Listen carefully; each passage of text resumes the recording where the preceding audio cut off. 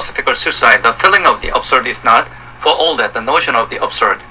It lays the foundations for it, and that is all. It is not limited to that notion, except in the brief moment when it passes judgment on the universe. Subsequently, it has a chance of going further. It is alive. In other words, it must die or else reverberate. So it is with the themes we have gathered together. But there again, what interests me is not works or minds, criticism of which would call for another form and another place, but the discovery of what their conclusions have in common. Never, perhaps, have minds been so different, and yet we recognize as identical the spiritual landscapes in which they get underway. Likewise, despite such dissimilar zones of knowledge, the cry that terminates their itinerary rings out in the same way. It is evident that the thinkers we have just recalled have a common climate. To say that that climate is deadly scarcely amounts to playing on words. Living under the stifling sky forces one to get away or to stay. The important thing is to find out how people get away in the first case and why people stay in the second case. This is how they define the problem of the suicide and the possible interest in the conclusions of existential philosophy. But first I want to detour from the direct path. Up to now, we have managed to circumscribe the absurd from the outside. One can, however, wonder how much is clear in that notion, and by direct analysis try to discover its meaning on the one hand, and on the other, the subsequences it involves. If I accuse an innocent man of a monstrous crime, if I tell a virtuous man that he has coveted his own sister, he will reply that this is absurd. His indignation has its comical aspect, but it also has its fundamental reason. The virtuous man illustrates by that play that reply the definitive antinomy existing between the deed I am attributing to him and his lifelong principles. It's absurd means it's impossible, but also it's contradictory. If I see a man armed only with a sword attack a group of machine guns, I shall consider his act to be absurd. But if it is so solely by virtue of the disproportion between his intention and the reality he will encounter, of the contradiction I notice between his true strength and the aim he has in view. Likewise, we shall deem a verdict absurd when we contrast it with the facts apparently dictated, and similarly, a demonstration by the absurd is achieved by comparing the consequences of such a reasoning with the logical reality one wants to set up. In all these cases, from the simplest to the most complex, the magnitude of the absurdity will be in direct ratio to the distance between the two terms of my comparison. There are absurd marriage challenges, rancors, silences, wars, and even peace treaties. For each of them, the absurdity springs from a comparison. I am just justified in saying that the feeling of absurdity does not spring from the mere scrutiny of a fact or impression, but that it bursts from the comparison between a bare fact and a certain reality, between an action and the world that transcends it. The absurd is essentially a deep force. It lies in neither of the elements compared. It is born of their confrontation. In this particular case, and on the plane of intelligence, I can therefore say that the absurd is not in man, if such a metaphor could have a meaning, nor in the world, but in their presence together. For the moment, it is the only bond uniting them. If I wish to limit myself to facts, I know what man wants. I know what the world offers him, and now I can say that I also know what links them. I have no need to dig deeper. A single certainty is enough for the seeker. He simply has to derive all the consequences from it. The immediate consequence is also a rule of method. The old Trinity brought to light in this way is suddenly not a startling discovery, but it resembles the data of experience in that it is both infinitely simple and infinitely complicated. Its first distinguishing feature in this regard is that it cannot be divided. To destroy one of its terms is to destroy the whole. There can be no absurd outside the human mind. Thus, like everything else, the absurd ends with death. There can be no absurd outside this world either, and it is by the elementary criterion that I judge the notion of the absurd to be essential and consider that it can stand as the first of my truth. The rule of method alluding alluded to above appears here. If I judge that a thing is true, I must preserve it. If I attempt to solve a problem, at least I must not, by that very solution, conjures away one of the terms of the problem. For me, the sole datum is the absurd. The first and, after all, the only condition of my inquiry is to preserve the very thing that crushes me, consequently to respect what I consider essential in it. I have just defined it as a confrontation and an uneasing struggle. And carrying this absurd logic to its conclusion, I must admit that that struggle implies a total absence of hope, which has nothing to do with despair, a continual rejection, which must not be confused with renunciation, and a conscious dissatisfaction, which must not be compared to immature unrest. Everything that destroys conjures away or exercises these requirements, and to begin with, consent, which overthrows divorce, ruins the absurd, and devaluates the attitude that may then be proposed. The absurd has meaning only insofar as it is not agreed to. There exists an obvious fact that seems utterly moral, namely that a man is always a prey to his truth. Once he has admitted them, he cannot free himself from them. One has to pay something. A man who has become conscious of the absurd is forever bounded. A man devoid of hope and conscious of being so has ceased to belong to the future. That is natural, but it is just as natural that he should strive to escape the universe of which he is the creator. All the foregoing has significance only on account of this paradox. Certain men, starting from a critic of rationalism, have omitted the absurd climate. Nothing is more instructive in this regard than to scrutinize the way in which they have elaborated their consequences. Now, to limit myself to existential philosophies, I see that all of them, without exception, suggest escape. Through an odd reasoning, starting out from the absurd of the ruins of reason in a closed universe limited to the human, they defy what crushes them and find a reason to hope in what impoverished wishes them. That first hope is religious in all of them. It deserves attention. I shall merely analyze here as examples are few themes due to Shestov and Kierkegaard, but Jaspers will provide us in caricatural form a typical example of this attitude. As a result, the rest will be clearer. He is left powerless to realize the transcendence, incapable of plumbing the depth of experience, and conscious of that universe accepted by failure. What will he advance, or at least draw the conclusions from the failure? He contributes nothing new. He has found nothing in experience but the confession of his own impotence, and no occasion to infer any satisfactory principle. Yet, without justification, as he says to himself, he suddenly asserts all at once the transcendent, the essence of experience, and the human significance of life when he writes. Does not the failure reveal beyond any possible explanation and interpretation, not the absence, but the existence of transcendence? That existence, which is suddenly and through a blind act of human confidence, explains everything, he defines as the unthinkable unity of the general and the particular.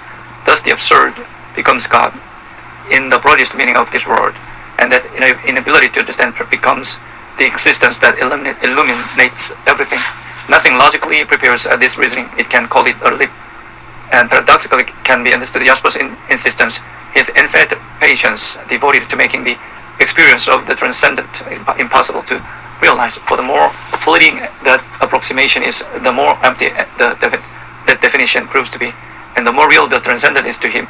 For the passion he devoted to asserting it is in direct proportion to the gap between his powers of explanation and the irrationality of the world and of experience. It thus appears that the more bitterly Jaspers destroys the reason's preconceptions, the more radically he will explain the world. That apostle of humiliated thought will find at the very end of humiliation the means of regenerating being to its very depth. Mythical thought has familiarized us with such devices. They are just as legitimate as any attitude of mind.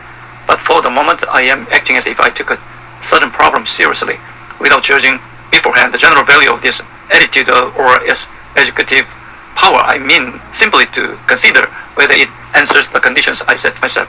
whether it is worthy of the conflict that concerns me. Thus I return to Shestov. A commentator relates a remark of his that deserves interest. The only true solution, he said, is precisely where human judgment sees no solution. Otherwise, what need would we have of God? We turn toward God only to obtain the impossible. As for the possible, man suffice. If there is a Chestovian philosophy, I can say that it is although altogether summed up in this way. For when, at the conclusion of his passionate analysis, Chestov discovers the fundamental absurdity of all existence, he does not say this is the absurd, but rather this is God. We may rely on him, even if he does not correspond to any of our rational categories, so that confusion may not be possible. The Russian philosopher even hints that this God is perhaps full of hatred and hateful, incomprehensible and contradictory. But the more hideous is his face, the more he asserts his power. His greatness is incoherence. His proof is his inhumanity. One must spring into him and by this free oneself from rational illusions. Thus, for Shestov, acceptance of the absurd is contemporaneous with the absurd itself. Being aware of it amounts to accepting it, and the whole logical effort of his thought is to bring it out, so that at the same time the tremendous hope it involves may burst forth. Let us repeat that this attitude is legitimate, but I am persisting here in considering a single problem and all its consequences. I do not have to examine the emotion of a thought or of an act of faith. I have a whole lifetime to do that. I know that the rationalist finds Chestov's attitude annoying, but I also feel that Chestov is right rather than the rationalist, and I merely want to know if he remains faithful to the commandments of the absurd. Now, if it is admitted that the absurd is the contrary of hope, it is seen that existential thought for Chestov presupposes the absurd, but proves it only to dispel it. Such a subtlety of thought is a conjurer's emotional trick. When Chestov elsewhere sets his absurd in opposition to current morality and reason, he calls it truth and redemption. Hence, there is basically in that definition of the absurd an approbation that Chestov grants it if it is admitted that all the power of that notion lies in the way it runs counter to our elementary hopes. If it is felt that to remain the absurd requires not to be consented to, then it can be clearly seen that it has lost its true aspect. It's a human and relative character in order to center an eternity that is both incomprehensible and satisfying. If there is an absurd, it is immense universe. The moment that the notion transforms itself into eternity's springboard, it ceases to be linked to human lucidity. The absurd is no longer that evidence that man asserts without consenting to it. The struggle is eluded. Man integrates the absurd, and in the communion causes to disappear its essential character, which is opposition, restoration, and divorce. This leave is escape. Shestov, who is so fond of quoting Hamlet's remark, "The time is out of joint," writes it down with a sort of savage hope that seems to belong to him in particular, for it is not in this sense that Hamlet says it, or Shakespeare writes it. The intoxication of the rational and the vocation of rapture turn a lucid mind away from the absurd. To Shestov, reason is useless, but there is something beyond reason. To an absurd mind, the reason is useless, and there is nothing beyond reason. 35쪽입니다.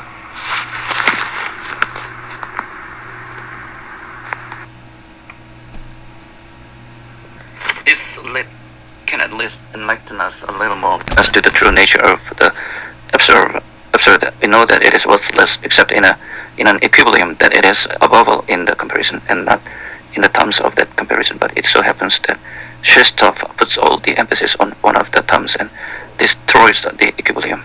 Our appetite for understanding, our nostalgia for the absolute are explicable only insofar as precisely as we can understand and explain many things.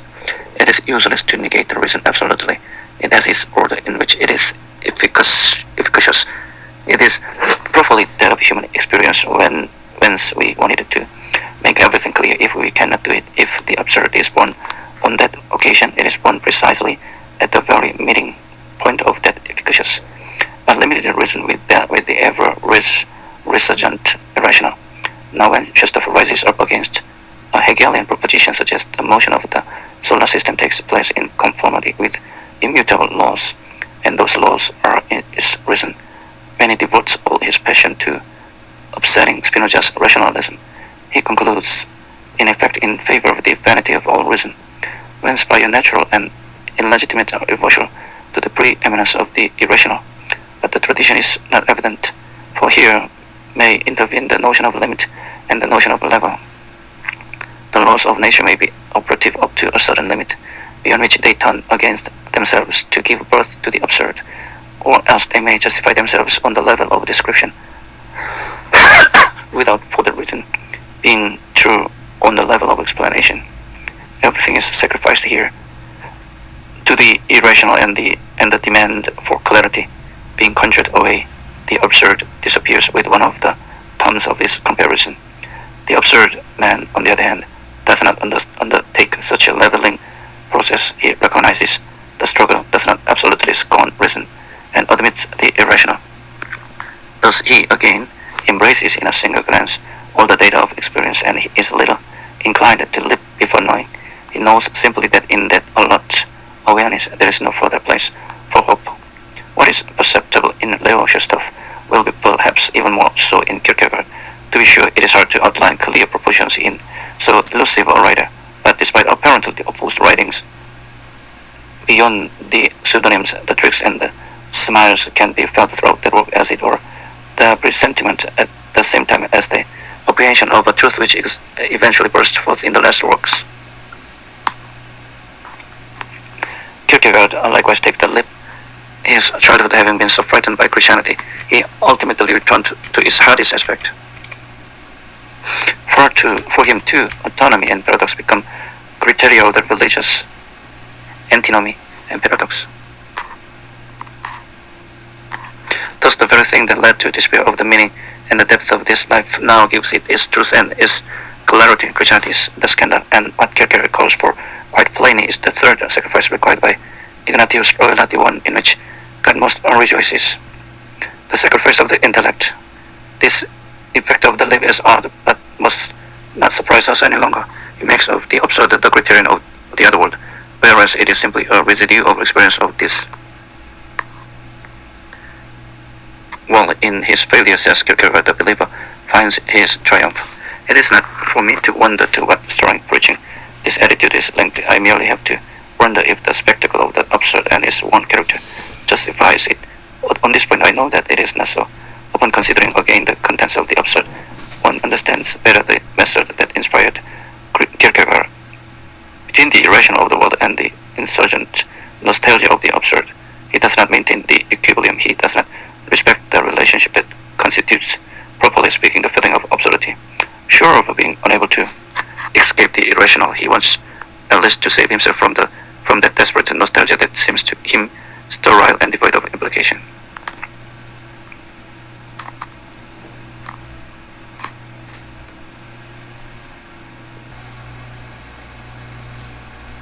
But if he may be right on this point in his judgment, he could not be in his negation if he substitutes for his cry of revolt of frantic adherence. At once he is led to blind himself to the absurd which hitherto enlightened him, and to defy the only certainty he henceforth possesses, the irrational. The importance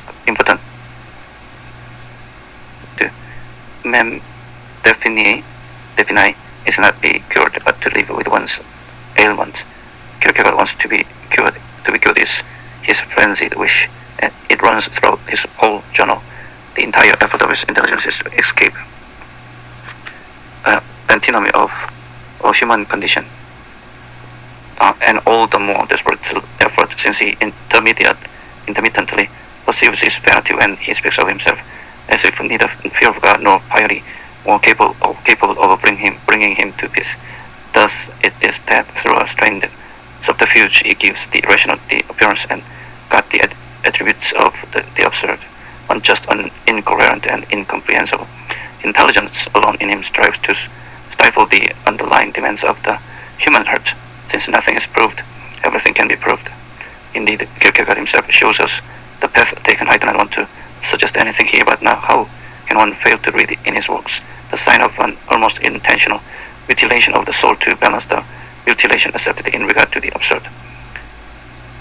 It is the leitmotif of the journal. What I lacked was the animal which also belongs to human destiny, but give me a body then, and further on, especially in my early youth, what should I not have given to be a man, even for 6 months? What I lack basically is a body and the physical conditions of existence. Elsewhere, the same man nevertheless adapts the great cry of hope that has come down through so many centuries and quickened so many hearts, except that of the absurd man. But for the Christian, death is certainly not the end of everything, and it implies infinitely more hope than life implies for us, even when that life is flowing with health and vigor. Reconciliation through scandal is still reconciliation. It allows one, perhaps, as can be seen, to derive hope of its contrary, which is death. But even if feeling inclines one toward that attitude, still it must be said that excess justifies nothing that transcends, as the saying goes, the human scale. Therefore, he must be superhuman. But this therefore is superfluous. There is no logical certainty here.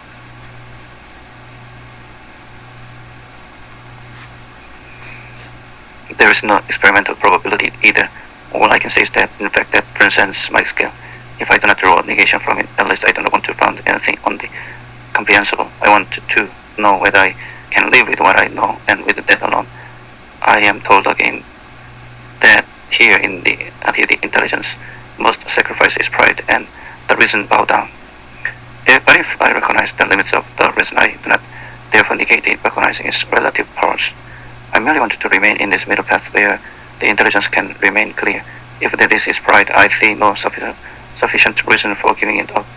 Nothing more profound, for example, than Kierkegaard's view, according to which this view is not a fact but a state, the very state of sin. For sin is what alienates from God the absurd, which is the metaphysical state of the conscious man, does not lead to God. Perhaps this notion will become clearer if I risk these shocking statements. The absurd is sin without God.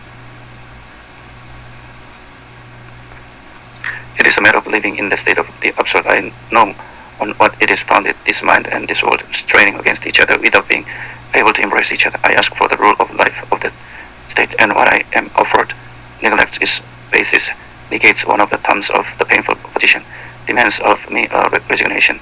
I ask what is involved in the condition I recognized as mine. I know it implies obscurity and ignorance, and I am assured that this ignorance explains everything and that this darkness is my light. But there is no reply here to my intent, and this stirring realization cannot hide the paradox from me. One must therefore turn away. Kierkegaard may shout in warning. If a man had no eternal consciousness, if at the bottom of everything there were merely a wild, ceasing force producing everything, both large and trifling, in the storm of dark passions, if the bottomless void nothing can fill underlay all things, what would life be but despair? This cry is not likely to stop the absurd man.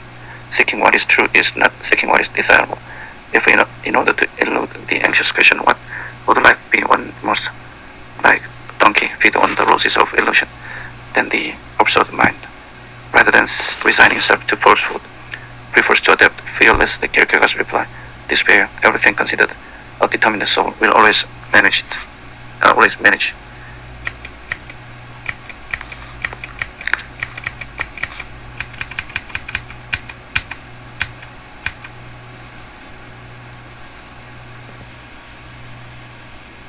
I am taking the liberty at this point of calling the existential attitude philosophical suicide.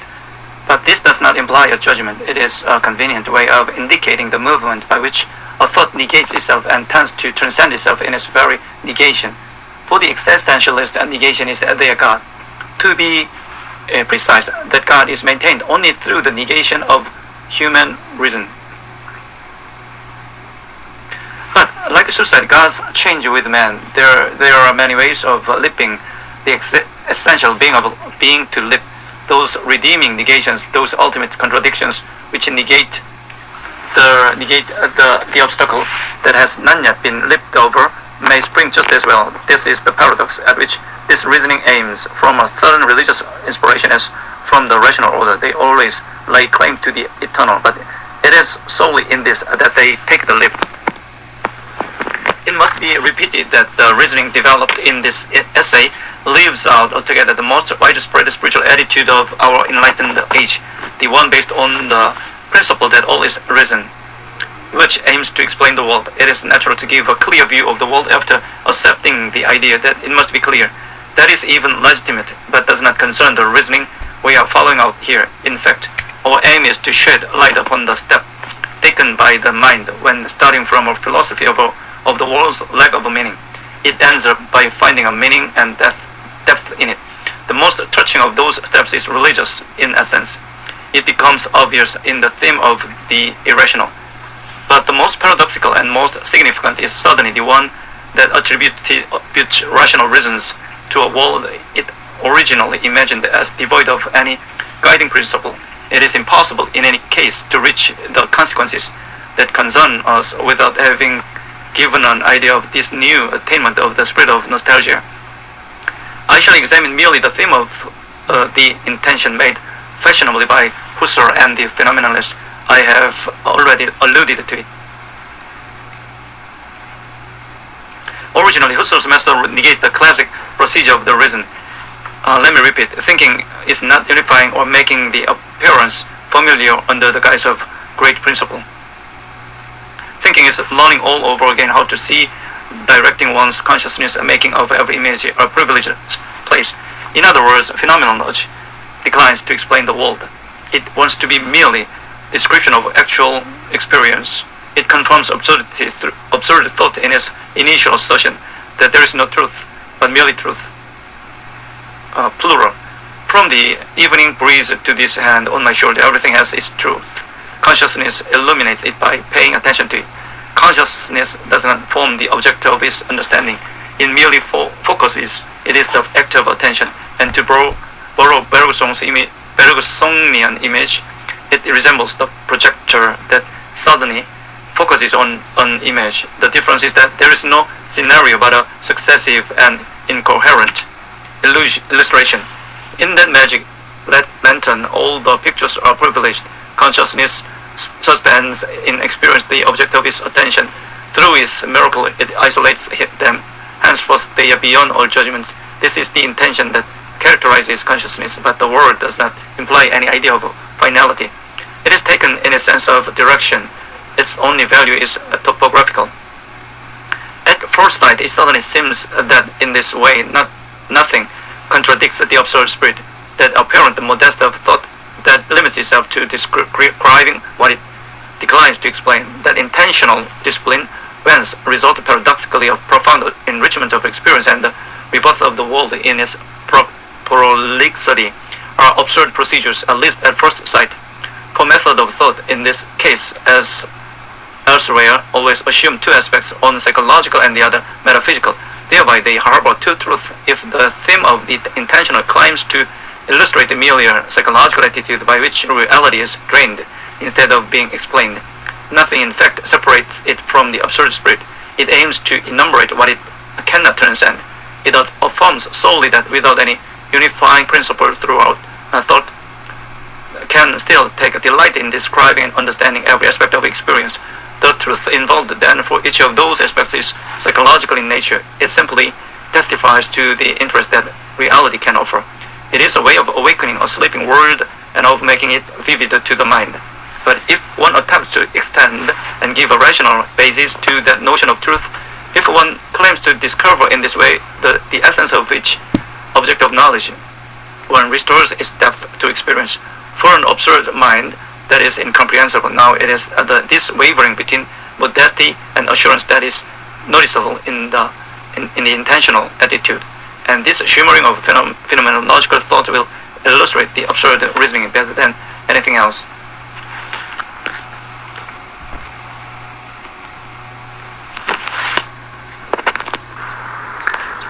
For Husserl speaks likewise of extratemporal essences brought to light by the intention, and he sounds like Plato.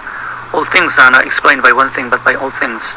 I see no difference. To be sure, those ideas or those essences that consciousness effectuates at the end of every description are not yet to be considered perfect models. But it is asserted that they are directly present in each datum of perception. There is no longer a single idea explaining everything, but an infinite number of essences giving a meaning to an infinite number of objects. The world comes to a stop, but also lights up. Platonic realism becomes intuitive, but it is still realism. Kierkegaard was swallowed up in his God. Parmenides plunged thought into the one, but here thought hauls itself into an abstract polytheism. But this is not all. Hallucinations and fictions likewise belong to extratemporal essences. In the new world of ideas, the species of Centaurus collaborates with the more modest species of metropolitan man. For the absurd man, there was a truth as well as a bitterness in that purely psychological opinion that all aspects of the world are privileged. To say that everything is privileged is tantamount to saying that everything is equivalent, but the metaphysical aspect of that truth is so far-reaching that through an elementary reaction he feels closer perhaps to Plato. He is taught, in fact, that every image presupposes an equally privileged essence. In this ideal world without hierarchy, the formal army is composed solely of generals. To be sure, transcendency has been eliminated, but a sudden shift in thought brings back into the world a sort of fragmentary immanence which restores to the universe its depth. Am I to fear having carried it too far, a theme handled with greater circumspection by its creators? I read merely these assertions of Husserl, apparently paradoxical yet rigorously logical if what precedes is accepted. That which is true absolutely in itself. Truth is one identical with itself, however different the creatures who perceive it, men, monsters, angels, or gods. Reason triumphs and triumphs forth with that voice I cannot deny. What can its assertions mean in the absurd world? The perception of an angel or a god has no meaning for me. That geometrical spot where divine reason ratifies mine will always be incomprehensible to me. There too I discern a lip, and though performed in the abstract, it nonetheless means for me forgetting just what I do not want to forget. When Husserl exclaims, if all mass is subject to abstraction were to disappear, the law of attraction would not be destroyed, but would simply remain without any possible application. I know that I am faced with the metaphysic of consolation, and if I want to discover the point where thought leaves the path of evidence, I have only to reread the parallel reasoning that Husserl voices regarding the mind. If we could contemplate clearly the exact laws of psychic processes, they would be seen to be likewise eternal and invariable, like the basic laws of theoretical natural science. Hence, they would be valid even if there were no psychic process. Even if the mind were not, its laws would be. I see that of a psychological truth. Husserl aims to make a rational rule after having denied the integrating power of human reason. He lives by this expedient to eternal reason. Husserl's theme of the concrete universe can then surprise me if I am told that all essences are not formal, but that some are material, that the first are the object of logic and the second of science. This is merely a question of definition. The abstract, I am told, indicates but a part without consistency in itself of a concrete universal. But the wavering already noted allows us to throw light on the confusion of these terms, for that may mean that the concrete object of my attention, this sky, the reflection of that water on this coat, alone preserve the prestige of the real that my interest isolates in the world. And I shall not deny it, but that may mean also that this coat itself is universal, has its particular and sufficient essence, belongs to the world of forms. I then realized that merely the order of the procession has been changed. This world has ceased to have its reflection in a higher universe, but the heaven of forms is figured in the host of images of this earth. This change is nothing for me. Rather than encountering here a taster For the concrete, the meaning of the human condition, I find an intellectualism sufficiently unbridled to generate the concrete itself.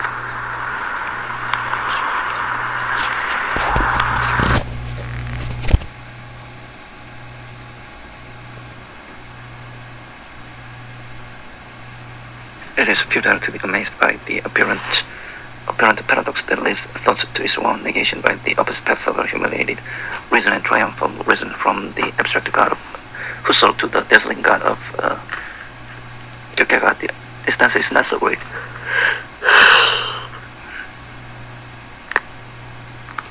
Reason and the irrational leads to the same, preaching the truth. In truth, the way matters but little. The will to arrive suffices. The abstract philosopher and the religious philosopher start out from the same disorder and support each other in the same anxiety. But the essential is to explain. Nostalgia is stronger here than knowledge.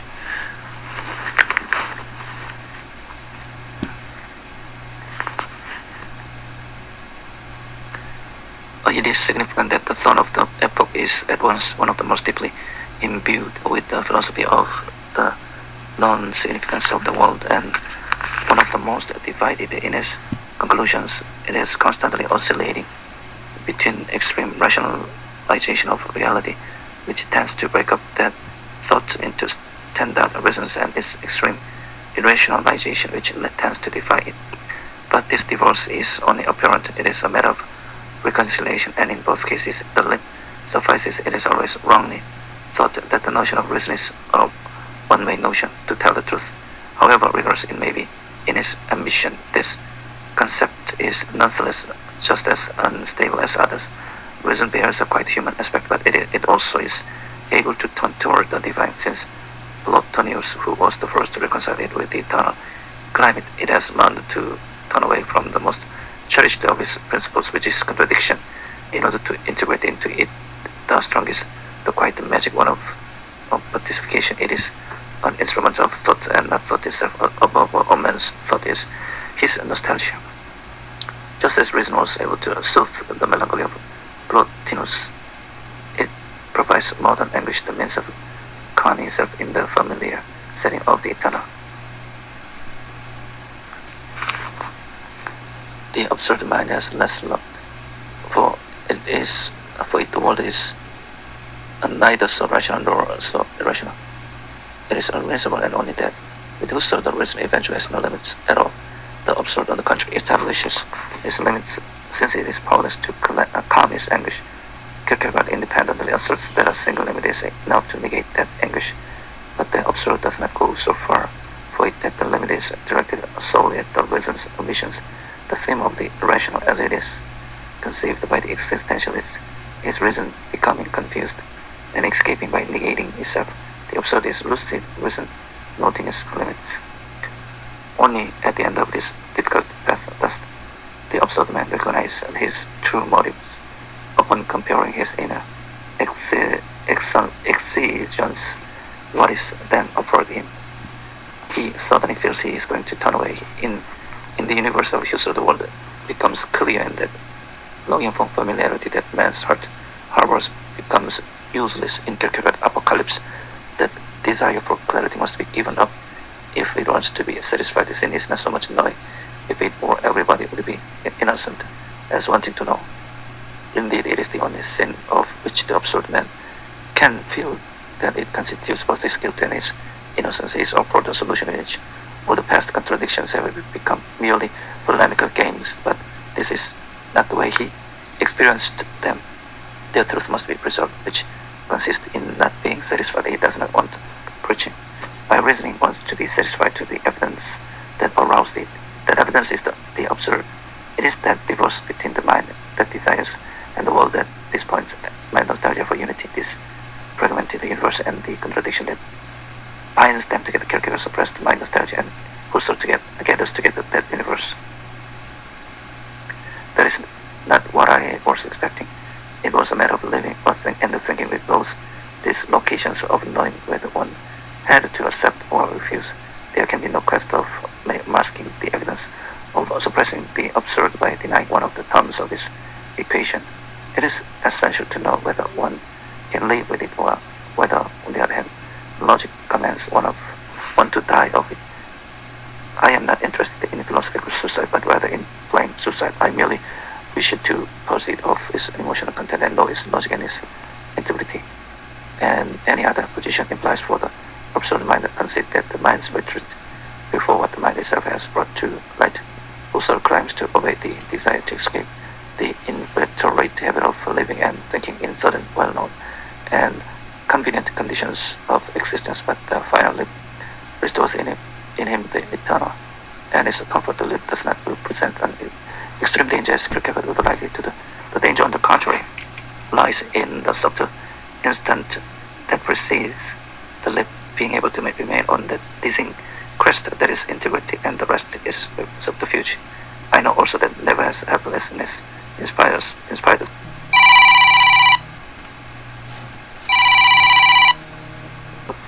Kierkegaard believed helplessness as is placed in the indifferent landscapes of history. It is known in our reasoning whose existence is not known.